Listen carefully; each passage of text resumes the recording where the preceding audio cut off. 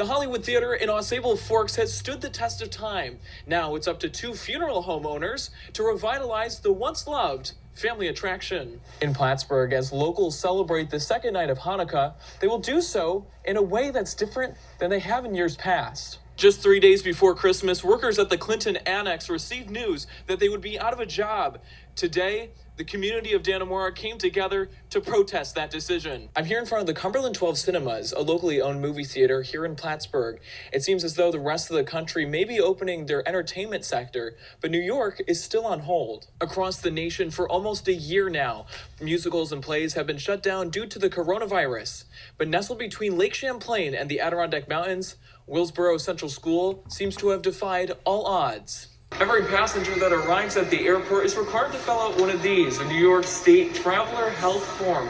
This includes how many passengers are traveling, the names, phone numbers, and emails, as well as if you've been showing any symptoms in the last few days. I'm standing in the area where the Betty Little Arts Park is soon to be, but due to the pandemic, it has been put off until next year. I'm here in Plattsburgh underneath Bridge Street, where just moments ago, 2 local residents decided to take matters into their own hands and cover up racist graffiti found earlier this week. Tonight, restaurants and bars are able to be open an hour later than Governor Cuomo's original 10 o'clock curfew. But what does that really mean for local North Country businesses? Clinton County public transit routes will be continuing on August 3rd, but as some passengers can see, things will look a little different. Clinton County planning technician James Bosley explains how the buses will operate under new guidelines. We have limited seating available because we're doing social distancing measures. We're going to have frequent cleanings of the buses, cleaning every shift, but on top of that, when the drivers get back to the government center, they have a few minutes, so they're going to be cleaning frequently touched surfaces then as well. Bosley says that riders should still board the bus as usual. Wear a mask, pay the fare as normal. Make sure to sit far apart. We've got the seats marked. Signs like this one remind passengers to stay 6 feet apart and socially distance on the bus. Because of the delayed opening of bus routes, Bosley anticipates an increase in riders and has this warning for the public. There's a chance that we'll have more people trying to ride than what we have space for right now, so it wouldn't be a terrible idea to hold off riding unless you really need to right now. If you need a ride and aren't ready to use public transportation, you can always call 211, which will route you to the United Way. For wheelchair-accessible transportation, local companies such as We Care are also available. On a now socially distanced, equipped Clinton County Transit bus, I'm Ladstatter. With many places closed during the pandemic, Butternut Ridge Farm in Peru, New York, has found a way to stay open and invite guests to learn more about the animals that live there. Meet owner and operator Reverend Dr. Ken Parker, a local pastor that also cares for the animals along with his wife and son. He says the program began back in the early 2000s. We started this program in 2003 when I first retired. And at that time, we were taking donkeys, miniature donkeys, to nursing homes, hospitals, care facilities. We even had them in the oncology unit of Plattsburgh, where people were getting their chemotherapy. Then COVID swept the nation, forcing them to cease their visits. But Parker had an idea. It suddenly occurred to me that if people came as family units, live in the same house, wore masks, I have my mask, I would be able to show them around. Little kids would be able to handle the baby chicks and the baby peacocks. So we started letting people make reservations. Folks who decide to visit are allowed to stay 45 minutes to an hour. They must maintain social distancing and use hand sanitizer.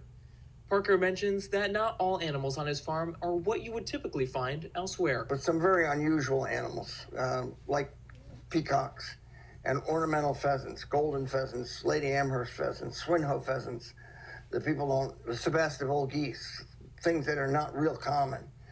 Parker says all are welcome to come and enjoy the farm. So far, folks from just 1 year old to 80 years young have been able to visit with the animals. He just asks that you call ahead to make a reservation. On Butternut Ridge Farm in Peru, New York, I'm Ladstatter. I'm here in front of Love and Death, one of the newest tattoo parlors and art experiences in downtown Burlington. The owner tells me that they are excited to change the course of the tattooing industry through love and acceptance in a once male-dominated industry.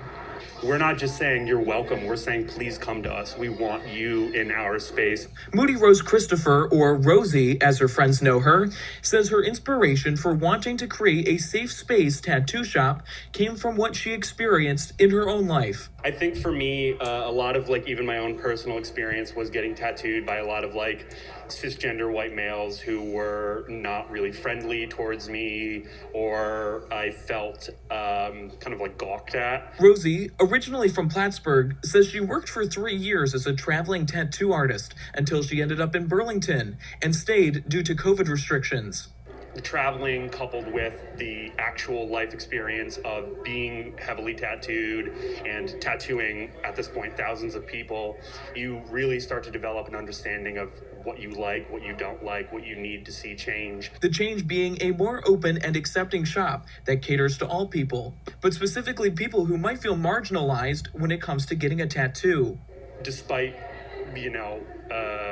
being essentially just a white trans individual, I truly believe that there is something to be said about creating a community space that prioritizes and focuses on Black and people of color, on queer individuals, on fat individuals, on people who are disabled. The shop with all of its entities is now open on South Winooski Ave. For Local 44 News, I'm Alex Ladstatter, Burlington. I'm here in Swanton, where not even a global pandemic or other challenges could prevent a community from coming together to support their veterans.